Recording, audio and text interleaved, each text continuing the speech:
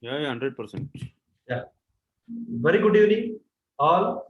So I welcome on behalf of Surgical Society Bangalore for the 6th monthly clinical meeting hosted by Ambedkar Medical College and Vaidya Institute of Medical Science, represented by Dr. B.S. Ramesh sir and Ramesh Reddy sir. So please proceed with the PG teaching program, sir. Y245. Over to you, sir. Good evening, everybody. We'll be starting off with the PG case presentation. I request Dr. Kritika to come and present.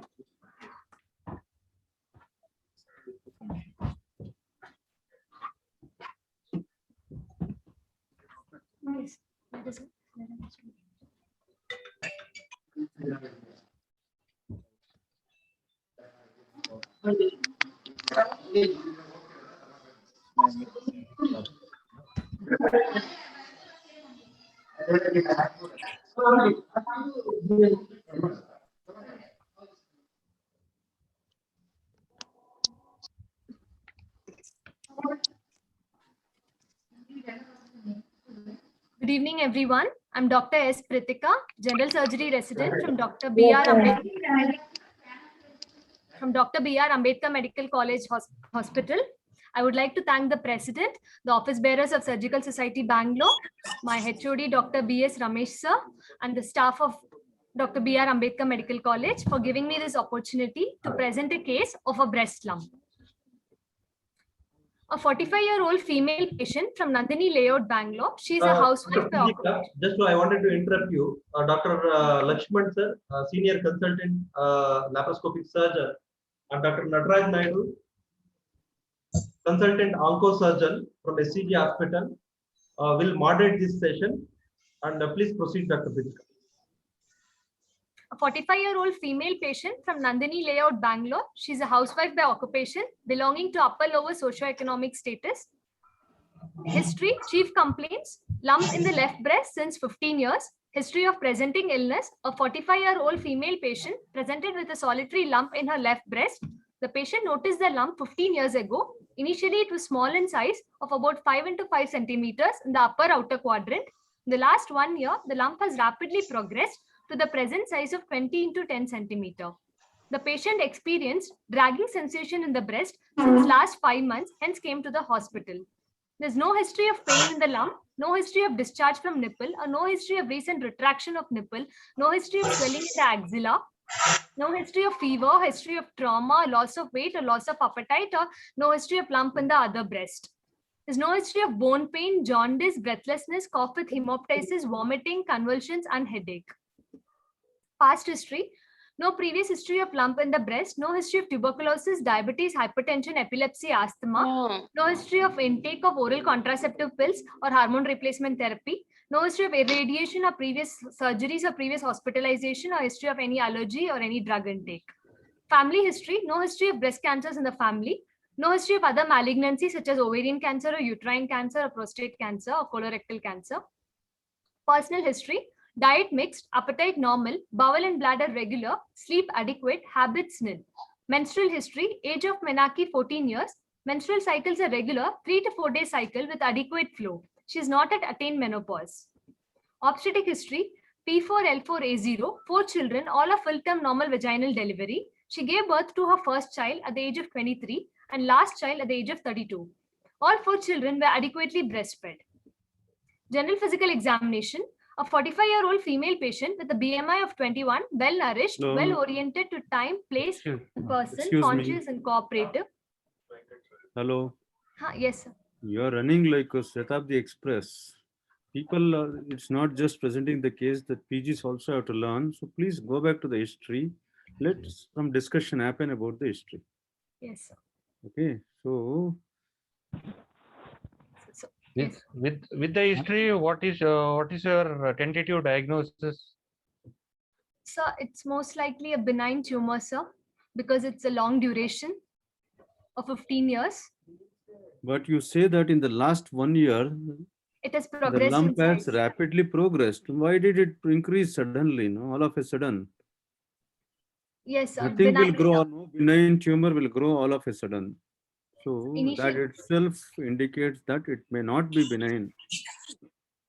Yes, sir. What Initially, it are, was, what are the causes for sudden increase in size in the lump of the breast, doctor? sir, it can be a malignancy, sir, cancer Okay. breast, sir. What other reason can there be a sudden increase in size?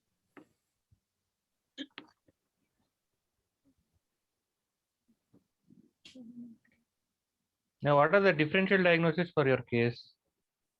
Before proceeding with general physical examination, Ritika, if I may barge in on a more fundamental issue, all right? You mentioned about the dimensions. When Yes, you sir. take a history, you have to convey what the patient tells you. I would be surprised if she told you that she had a 5 by 5 centimeter swelling to start with, which has now become 20 centimeters by something else. Did she say that? So she approximately showed it with her fingers that it was the size of a lemon or a size of an orange. It's a lot So- more logical for you to say it's the size of a lemon and the size of an orange. Yes, Very that's what fundamental, she- you know, it's a very fundamental issue, but you will not, you must convey what the patient tells you. Yes, so that's And what she. you also said there is adequate breastfeeding. What is the definition of adequate breastfeeding? So a breastfeeding of cumulative breastfeeding of around 1 year is is supposed to be protective against breast carcinoma. I sir. understand, So but I have not heard of a definition of an adequate breastfeeding. So minimum of 6 months for a per child, sir. So you will have to mention that she has Yes, sir. Minimum breastfed of somebody for X number of months. Yes, a minimum of 6 months, but this lady particularly has breastfed for 1 year. And you also mentioned about the family history of prostate. Yes, sir. What is the significance of that? So BRCA1 mutation, sir. Huh. So when they have BRCA1 mutations, there's increased incidence of breast carcinoma, sir. Breast, Is I BRCA know. 1 or BRCA 2? Let's not have confusion. Yeah. BRCA1 and BRCA2, sir, both, sir. No, which one? Which Both one of you them? have prostate Sir. cancers?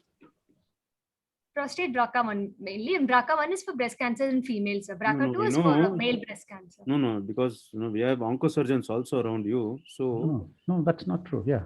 Go on, Venkat. Yeah. it is the BRCA2 mutation which has increased incidence of fallopian tube cancers, renal pelvis, pancreas, prostate. Okay. BRCA1 is mainly a breast and ovarian cancer mutation. Uterine. What is the family history? What is the strength of that family history? Just one person having prostate cancer? So it depends on whether it's a first degree relative or the No, second in this degree patient, Yes, sir. what is how many patients in the family have the prostate cancers? So no one, sir. So family history means there should be some cancers, not just prostate cancer or anything. It can be thyroid cancers like Cowden syndrome. It can Yes. be breast and ovarian cancer syndrome. It can be HNPCC cancer if you are aware, Lynch syndrome, where there can be endometrium, ovary, breast cancers. Okay. Yes. So, or Leaf-Romany syndrome, where it can be a mutation in bone cancers, sarcomas, brain tumors, Osteosarcoma. breast cancers. Yes. So those are the cancers you must be aware. Yes. Okay. When you ask, no, these are the cancers you should ask. When you report these things, you must be very clear about why you're asking and why you're reporting. Yes. And if you're unsure about it, you will be inviting trouble. So, I don't think anybody will complain if you do not report about the lack of prostate cancer in the family. Right? Yes. But once you have reported, you got to be thorough with your knowledge. That's the point I want to make. Okay.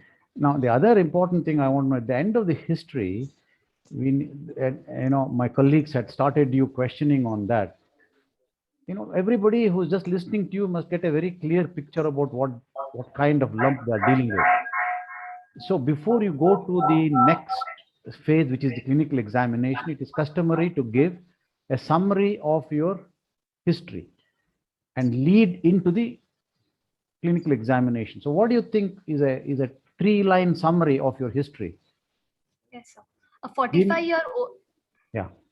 A 45-year-old premenopausal female presented with a lump in her left breast Yeah. since 15 years, which has rapidly progressed in size in the past 1 year And the Correct. lump approximate size of the lump is around 20 into 10 centimeters. All right, you're still sticking with the And- dimensions when you have not examined, and you may get into trouble because of that.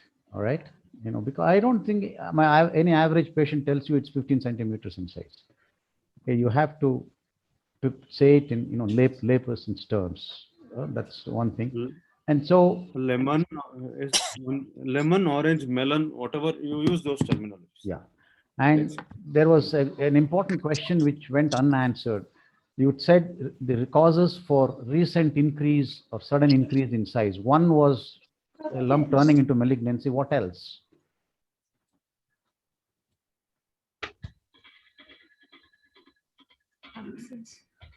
Can And, hemorrhage do that? Hemorrhage, sir. Yeah, hemorrhage into the lump can do that. All right. Hemorrhage. Yeah. All right. Go on with the clinical examination. But 5 centimeter to 20 centimeter breast lump, very difficult for hemorrhage to increase the size That's true.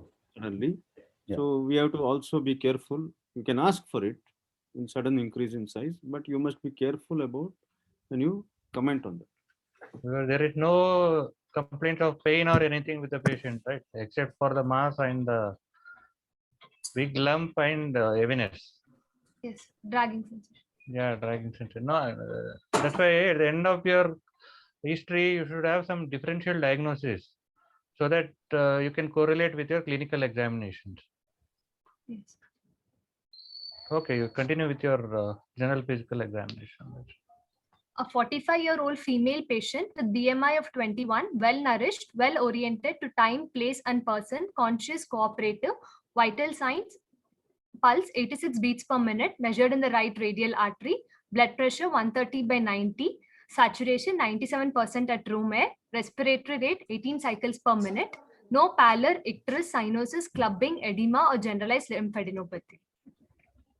Examination of breast. After taking proper consent from the patient with adequate privacy, the breast examination was carried out in daylight with adequate exposure. Inspection of the breast lump in different positions. The first position being arm relaxed at the sides. Second position, the arms on the hip. Third position, arm raised above the head. Fourth position, bending forwards. Inspection. First position, arms by the side of the patient. Left breast. Position of the breast is slightly displaced downwards and laterally, and size is larger compared to the opposite side. A lump of approximately 20 into 12 centimeters in size is measured in the left breast, present in the left breast, involving all 4 quadrants of the breast, predominantly in the upper outer quadrant. The skin over the breast is stretched out, tense, with presence of engorged veins. There is no puckering or dimpling or ulceration or fungation or pedo-orange appearance over the skin. Nipple appears to be displaced downwards and medially compared to the opposite side. There's no retraction of nipple, no discharge from nipple, or no cracks or fissures present over the nipple. Areola is normal and displaced downwards. Axilla and supraclavicular fossa appears to be normal. So we look for any swelling, sir. How you examine? So no, sir. Axilla while raising the hands above. Now you are raising the hand. Yes. Previously you are by the side. Yes. On raising the arm above the head, the lump becomes more prominent. The submammary fold appears to be normal. Inspection of arm, thorax, and shoulder joint. There's no edema of arm. Movements of the shoulder joint were in full range and painless. Right breast, globular in shape. Skin appears normal. No dilated vein, scar, ulcer seen. Nipple areola complex is normal. This is a small video showing the inspection of the breast lump. First being the position along the sides of the patient. Second position being arms kept over the hip. And the third position when the patient raises the arms above the head. So we look for the submammary area, the lump becomes more prominent. Palpation, no local Please, rise of. excuse me. Yes. You have examined the patient very well in 4 different positions. So for the Yes. junior PGs to understand, you must tell them why those 4 positions were used. What is the advantage of each position? Yes, sir. So we look for the lump, arms by relaxed at the sides for looking for the basic things, the position of the breast, the position of the nipple, for looking for the skin changes. Also, Then the when- shape of the breast, is there any difference between both sides? Is there any Both. gross mass seen? Okay. In Yes. the frontal view, if there is any difference, obviously you can see here that there is a difference, okay, in the Yes. contour, shape, size of the breast. Also the position of the nipple. Okay, next. Also at the Position. same time, you look into the supraclavicular fossa for fullness. Okay, Yes. and the arm edema also. Don't forget about the. Hello, Baba. Okay, next position, please. So the next position being raising above. Yeah. Next So we position, have- you said you placing the arms on the hips. that I have it's in the video and with the picture, sir. Correct. Why was that done? So that was done to look for the pectoralis major muscle, sir, to make it taut and then That see is, for yeah, that is done as a part of examination, means Palpation. palpation. Okay, Yes. not done Yes. as a part of inspection. Okay, the other two positions, please. So bending forwards is to see whether the lump is not fixed to the chest wall. Okay, what happens if the lump is fixed to the chest wall? So irrespective of the contraction of the muscle, the lump is fixed to the chest walls. So the lump will not be mobile downwards. The What breast. are the will components act- of It chest will wall? not fall forward, sorry. It will not Yes. fall forwards. it will be stuck to the chest wall. The Yeah, mass, it will be the stuck. breast will not fall forward. Okay, what Yes. happens in the third position where the arms are raised above the level of the head? So the lump becomes more prominent, sir. And we Hmm. look for the submammary fold, any nodules present, or we also look for any dimpling or puckering of the skin, which Any becomes more changes in prominent. the contour of the breast or the mass or the position of the nipple or inframammary fold lesions or inferior quadrant lesions. Also for any axillary lumps if they are visible. Yes, Okay. yes, Okay. sir. Right, thank you. One more Yes, sir. nipple position you can make out the distance from clavicle to nipple And from the And stern, from midline of the midline sternum, to the nipple. So Yes. you can compare the position with the Both. both. that also you can tell. Palpation, no local rise of temperature or tenderness present. A solitary lump of approximately 20 into 12 centimeters in size is present in the left breast, involving all four quadrants, predominantly in the upper and the lower outer quadrant. Margins of the lump are well defined, vacillated surface, and variable consistency. The lump is not fixed to the skin or the underlying fascia and the muscles or the chest wall. This is a small video showing the fixity to the skin. The skin over the tumor is pinchable, hence the tumor is not fixed to the skin. Fixity to the underlying fascia and muscles. First here, the patient is asked to keep the hands over the hip and look for make the contract the pectoralis major muscle and feel for the anterior axillary fold, and then we ask the patient to move. 1 second, sir. Before you do that, Yeah. if the patient's hands over the hips, you should not Yes. ask her to press on the hips. You should just First- move the lump or move the breast with the lump above or vertically horizontal directions and see if there is any fixity. Yes, sir. Okay, most breast lumps other than fibroadenoma are fixed to tether to the parenchyma of the breast. Okay, fixity to the parenchyma will be present, but we are looking for fixity to chest wall. Yes. When next step, you ask the patient to press on her ribs. How do you know that the muscle is contracted? Yes, sir. And then For we that, ask you have to by feel feeling for the muscle. anterior axillary fold, sir. So the muscle must be taut there. Okay, it must Yes, be sir. contracted. We Then feel you for have the to anterior feel- Then again, we move the lump in the directions along the pectoralis major muscle and perpendicular to the directions, and then we see if the lump is fixed or not. correct. What does that when it's fixed to the? How do you know that it is fixed? And It to will what not be mobile, sir. Yeah. It will not be mobile. There'll be more restriction when we move it along the direction of the muscles. It may move with the direction of the muscles, or it will not move in the direction perpendicular direction. See, fixity to the muscles is not pectoralis major muscle is not a T4 disease. Fixity to the chest wall. Chest wall in this case means the ribs, intercostal muscles, and the serratus anterior anterior. muscle. Okay, pectoralis major involvement is not considered as a T4 disease.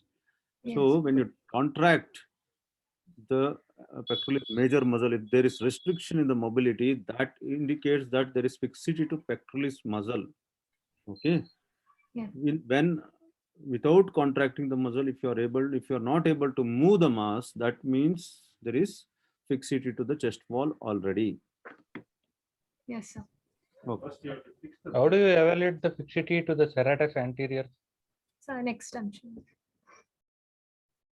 So we ask the patient to outstretch a hand and push against the wall, and then we move the lump, and then we see since the lump is freely mobile, it's not fixed to the serratus anterior muscle.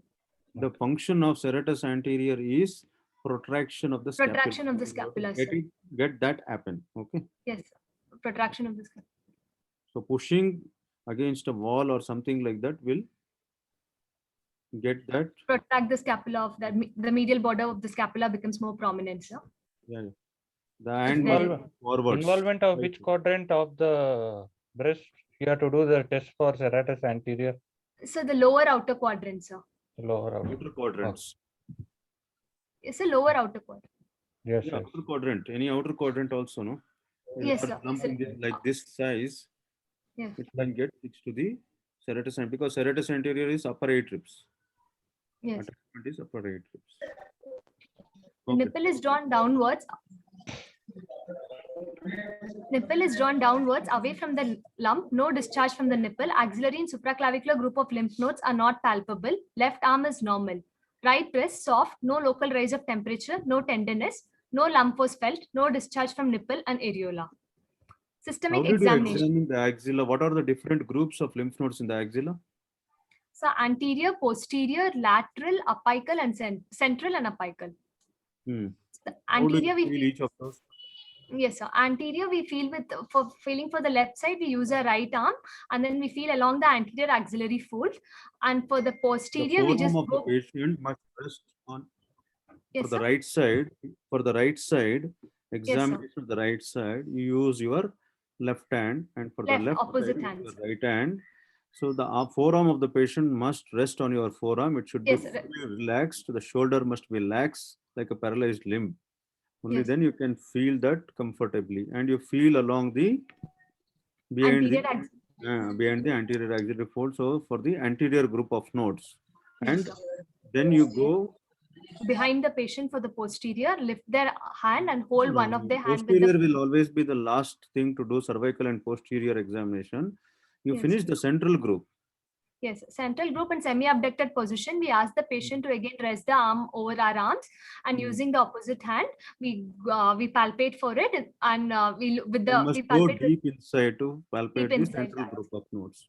Yes, Okay. and then Then apical is even more deeper, sir. We have to go. how even do more you deeper. examine the apical? You must So put your left hand on the shoulder of the patient and push it Right. down, so that you can feel, if you can feel any lymph nodes, only if they are enlarged you can feel, otherwise it is difficult. Okay, Yes. you may also try to push the pectoralis major, the upper digitations, that is the clavicular origin. You may try to push below the infraclavicular area, right? Left side delta Yes. pectoral group. You may try to push the muscle with your thumb and see if they can feel anything in the relaxed position. Yes. Then Lateral yeah, group, sir. We lateral find which in the hand? upper end of the humerus. Lateral which hand? For the left side, hand we or use right? our left hand. Yes. So you have to support the forearm with your Right hand. right And hand with and our use left the hand, we have to palpate for the left side. palmar surface of the left hand and feel for the lateral group of nodes in the bicipital groove, the axillary Yes. group, right? And upper end of the humerus. The axillary vein group. Okay. Then you go behind. Yes.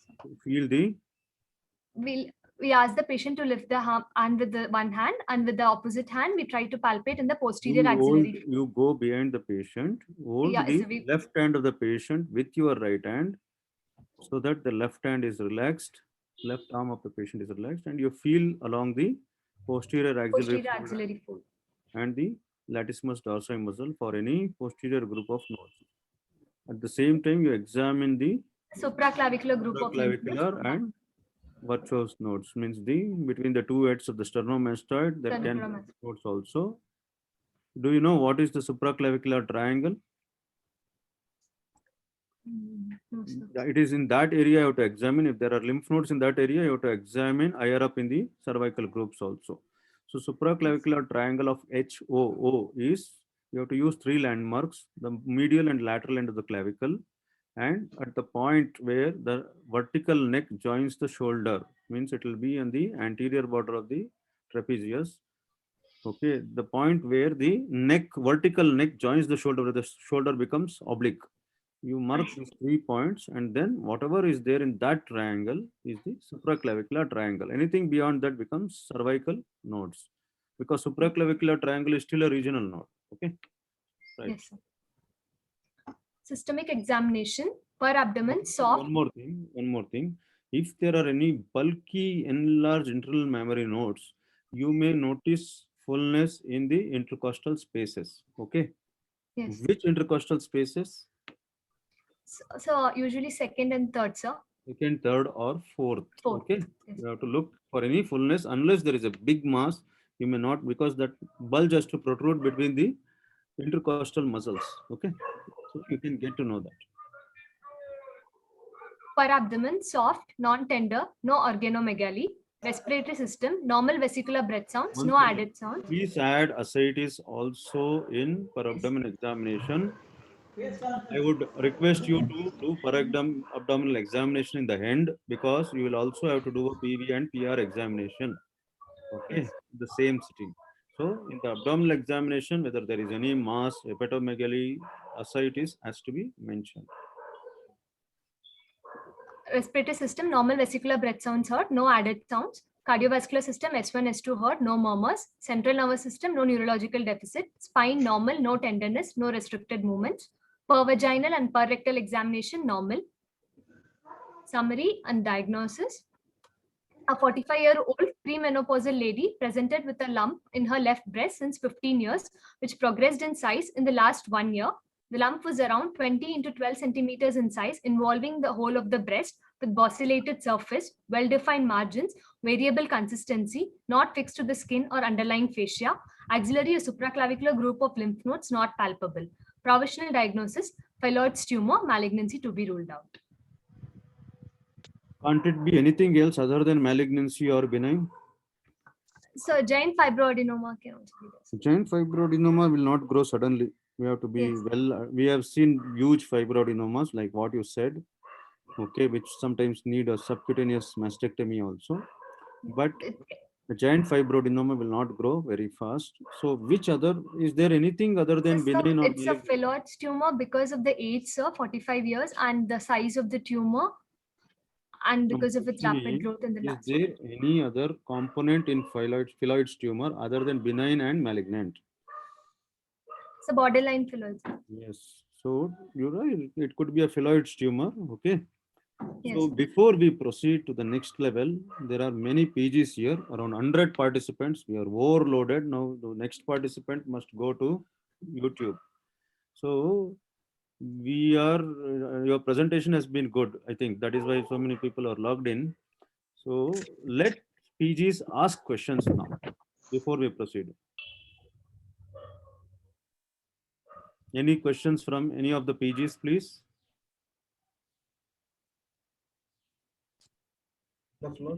Questions must be asked. Please raise your hands, ask your questions. This is the best time to ask questions. Online also they're asking. Online also, on the floor also. Any questions you can. You can put it in the chat I'd box. like to ask you, when you are examining the breast for its mobility, you have to fix the breast. Yes. But in the pictures what you showed, There was a slight we editing. we process. never saw you fixing the breast. Yeah. Always you have to fix the breast and then look for the direction of fixing. Yes.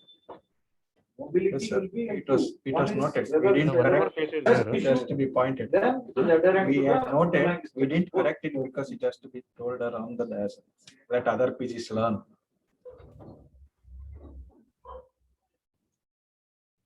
Any postgraduate from here. On You the can floor, ask, you any can go there and questions? talk. Any question you can ask her. You can ask notes, it's your paper, you can ask. People were scared if they ask questions and somebody else gets to know those tricky questions. Okay, how would you like to proceed? Nataraj sir, you can start modifying. So No is there questions one on the more floor also. So is there one more case or this is only case? Only one case, sir. 5 to 5:45 now, sir. Okay. Another What do you 15 want to do next, ma? So I like to confirm my diagnosis by triple assessment. Okay. First clinical examination, radiological examination, and histopathological examination. So clinical is done. So radiologically, I like to take a ultrasound, and histopathologically core biopsy. So Okay. How do you do the core biopsy? so first we give a local infiltration. No consent First we taken. palpate for the lump. No consent taken, procedure not explained. So first we tell the patient Yeah. about the probabilities of what it can be. Procedure, what is the procedure? Why are you doing it? And Consent. what is the local anesthesia? Its complications of the procedure. Explain informed consent. Sign the consent before any interventions. Yes, Later on, yes, you cannot sign. Get it signed. Okay. So, yes. and then you proceed. Take the informed consent, inform the patient about the procedure, and inform the details regarding why we are doing it. And then once make the patient lie down, paint and drape, and then give a give local infiltration with lignocaine around 1 to 2 cc can be given. Where would you like to give the local anesthesia? Yeah, first palpate for the lump. See This where we breast, can. the whole breast is almost occupied by the lump. So where is the So this case it will be preferable to USG guided core biopsy, sir. Why? So because phylloids tumor, when they are suspecting phylloids tumor, it can have cystic area, so we might puncture the cyst. So if You we can do it in feel a for USG, solid components and you can fire in those directions. It's not a small one, na? yes, sir. So But it'll be a little USG more is not easier. needed for these lesions. USG is needed for those things which are not palpable or which have a variegated consistency, smaller lesions. Okay, here this case you could have done it on a under clinical palpation itself. Yes. So we give a So local. you have to put your, normally the local anesthesia is given over the lump only. Okay, exactly over the lump, because wherever the incision is going to be, that incision site means the biopsy site you can include. Otherwise, in this case, where it's a big lump, you may have to go around the nipple areola. Okay, wherever there is a solid component and not soft or cystic or fluctuant. Okay. So after local infiltration, we'll give an incision where we are planning to take the biopsy, and then we'll How use deep it. is the incision? How wide is the incision? So incision of around 0.5 less than 0.5 centimeters. You And take a depth, 11 number blade, okay? After local anesthesia is given, you have to wait for 2 to 3 minutes at least for it to act. Then you, when you're using adrenaline, local anesthesia with adrenaline, it should be a slightly longer time. The patient must not have any sensation. Then you just poke. 2 to 3 millimeter cut is enough only for the needle to go. Okay, because I'm not going to put a stitch here.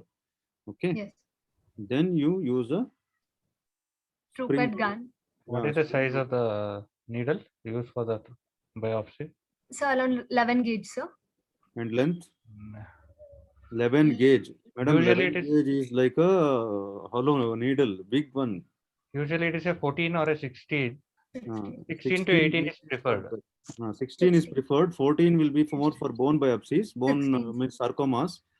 16 gauge will be used. 18 gauge also is used for smaller lesions or deeper lesions, but breast, because many of them can have odd components, serous components, we prefer to use a 16 gauge needle. 16 gauge. The length of the needle will be 10 centimeters because there is another needle which is longer, 15 centimeters. Okay, that is used for CT guided biopsy.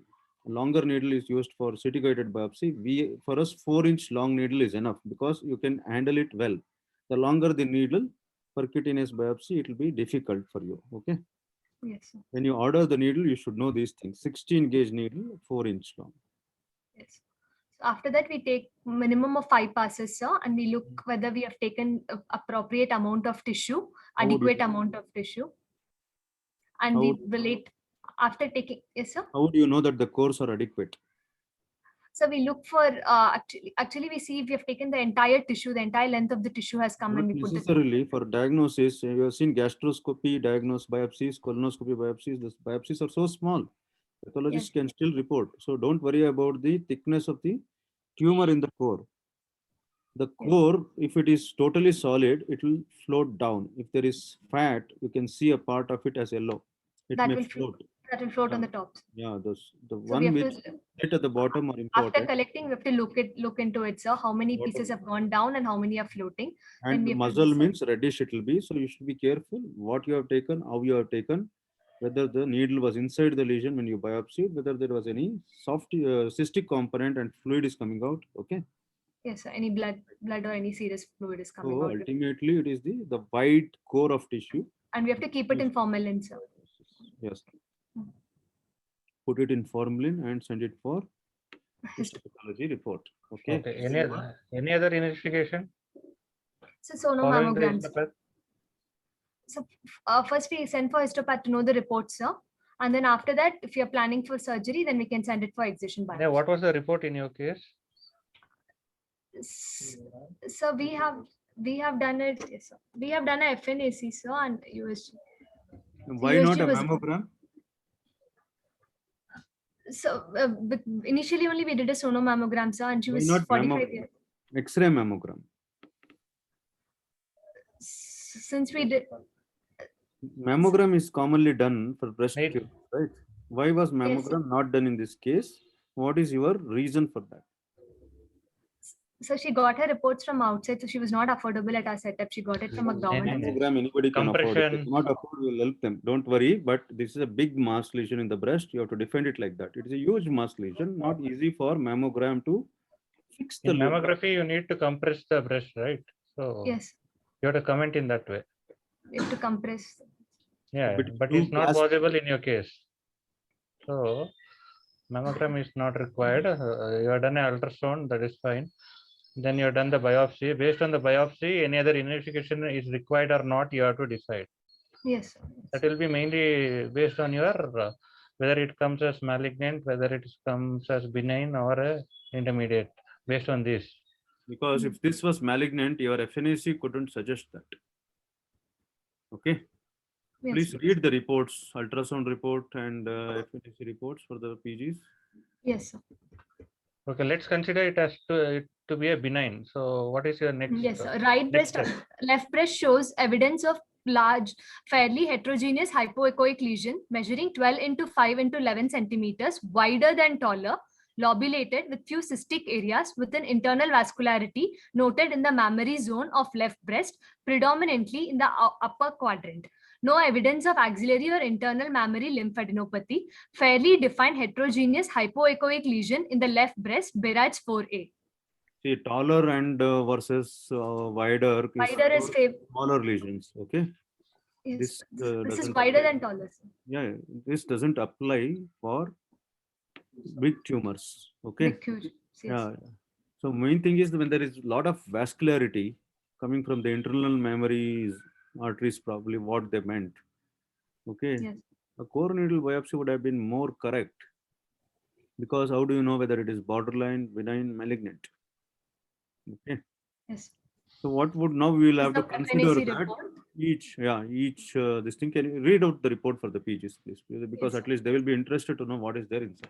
Smear studied show ductal epithelial cells arranged in clusters and sheets. Few epithelial clusters show streaming pattern with cells showing prominent nucleoli admixed with myoepithelial cells. The background shows few hypercellular stroll segments, cyst, macrophage, and multinucleate giant cells. Also noted are many bipolar bare nuclei and few plump spindle cells. Features are suggestive of phyllodes tumor of left breast. So what are those two things which were important in this FNAC components? Yes, myoepithelial cells and the stromal fragment.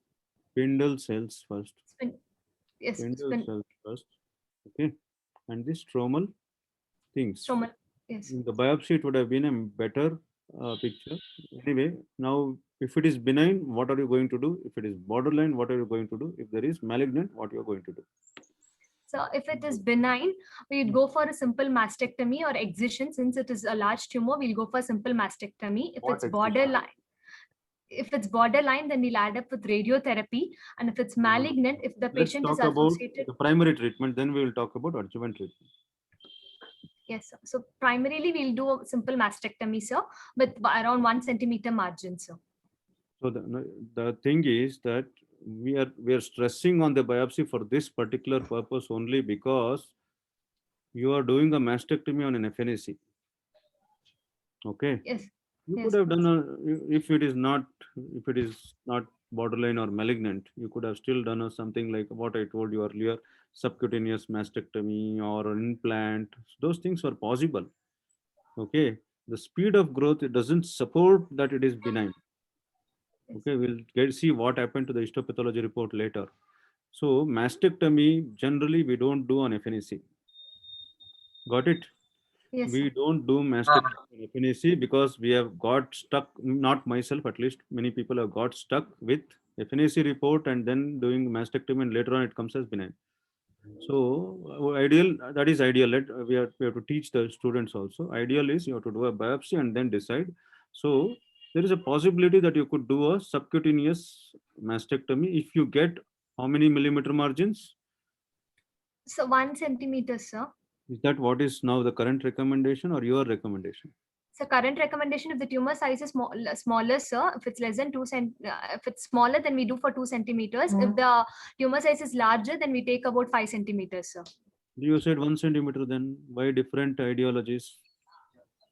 Whatever is currently practiced, see, at least 2 centimeter must be obtained around a phylloid tumor. That is why it is bad compared to a malignancy. 2 centimeters for small size, sir. 1 millimeter, 0.1 millimeter also you may escape. Because breast conservation, you may add radiation. So at least 2 centimeters you must keep around, even a benign also, benign phylloids. Why? So recurrence is there, sir. Why? Why would recurrence happen in phylloids? There can be small invaginations or projections beyond the limit of the tumor into the Because breast leaf-like, parenchyma. So the tumor can recur there. yes. Okay, borderline, what would be the treatment of choice, surgery of choice? So borderline, again, after the surgery, we'll give adjuvant radiotherapy, sir. For all And borderline chemotherapy tumors or is recurrent borderline tumors only? Yes, sir. For all borderline tumors, do you give adjuvant radiation? Is the surgery the same or different? It's the same surgery, sir, but axillary lymph node dissection is not needed. Not And needed. we give radiotherapy, sir. Adjuvant radiation. This we must cross check because generally we give for benign tumors and borderline tumors, we give radiation for recurrent tumors. But benign, definitely when there is recurrence, we have to give. Large tumor, Yes, this sir. was a borderline. Mainly If for it was benign a tumors, they borderline don't. tumor, yeah. If it's a borderline tumor, largest tumors, estimating the risk of recurrence can be considered for adjuvant radiation. Yeah. What if it is malignant? Same So surgery? malignant tumor chemotherapy is reserved. Okay. For high risk malignant chemo is Yeah. given, sir. We'll think of chemotherapy later. Surgery? So surgery, again, first simple mastectomy is done, sir. With lymph node dissection is not necessary, sir.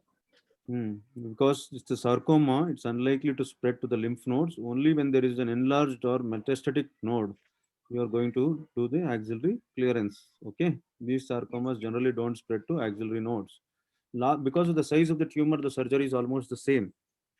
Okay, Yes. and you just do? Is there any possibility for reconstruction Yes, when you have sir. done a mastectomy? Yes, sir. After looking for the reports, if radiotherapy is not needed, then we can go for a Madam, reconstruction. it is not like that. If you have to decide on the radiation at that time of surgery itself, it means reconstruction. Okay, because two surgeries, many patients, your patient was not affordable for mammogram itself. Yes, sir. So understand, possible institutions let's talk the right things. Don't bring economics into discussion. Okay. Institution can help in various ways. So the patient could have got a reconstruction. If a reconstruction is done, what are the options? Silicone flaps, silicone implants, then flaps like thoracodorsal, See, you have done a latissimus dorsi mastectomy, flap, you cannot put a and direct. rectus abdominis. Tram flap when it is taken, transverse rectus Tram abdominis flap, myocutaneous transverse flap, rectus. or a VRAM sometimes. Vertical, some people prefer that way. Vertical rectus abdominis myocutaneous flap, where the incision is vertical. So the nipple position remains unaltered. That is the advantage. So when the reconstruction is done using that, you don't need an implant. If you are using an implant, use a latissimus dorsi myocutaneous flap. Okay. Yes. If you can also consider for a microvascular free flaps, provided the patient has enough bulk of fat in the abdomen. Okay. So now surgery is done, reconstruction is done. Do you have any information about the final histopathology report? So it was reported as benign, sir. Okay. So does this patient need any further treatment? Yes, sir. Does this patient need any further treatment because it is benign? So we have to follow up the patient, sir. If she Yeah. has any recurrence, then we have to look into it, sir. Yeah. So follow-up we'll discuss later. Yes. So radiation definitely for borderline and malignant tumors. Yes, right? Yes, sir. And chemotherapy is given for such iris tumors, but before you take this patient for surgery, if you had suspected it as malignant, hello, Yes, sir. if you had suspected it as malignant, you should have considered for this thing, staging the disease, lungs or other parts of the body. You No should have- metastasis, no metastatic involvement, sir. How did you know that there is no metastasis? So patient also didn't have any symptoms and LFT was also done. No And symptoms. alkaline Symptoms phosphatase are was on the normal limits, sir. That is 20 years old answer. Yes, This and case, she didn't. You have to I- have a thorax, lungs, sometimes bones or at high Bones, risk yeah. of metastasis. You should evaluate properly whether you do a PET CT, whether you do a PET CT, large yes, a PET CT scan if the thorax, patient. HRCT of the thorax. Yes, Okay. to look Or for any bone secondaries or lung. that should have been looked into when there is a large tumor, because your tissue diagnosis was only FNAC. That is why Yes. we are stressing repeatedly on a core needle biopsy. Yes. Okay.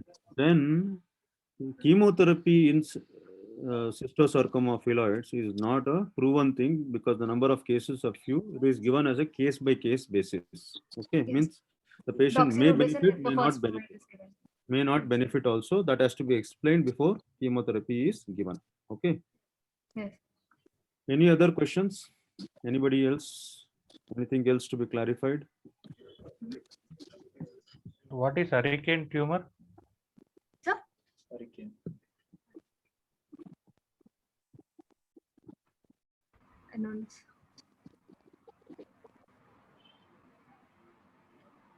Any other questions from the audience? Thank you. sir. Wait, no, thank you. Still there is.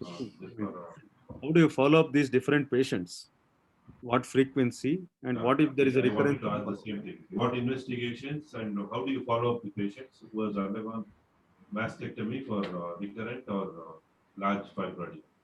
Yes, sir. Initially, we follow it up monthly for first 3 to 4 months, and Benign, then you don't have to follow up monthly. Okay. Benign, this is a benign tumor. You don't have to follow up monthly. You if can it's a call them once in 3 monthly. It doesn't come that very fast.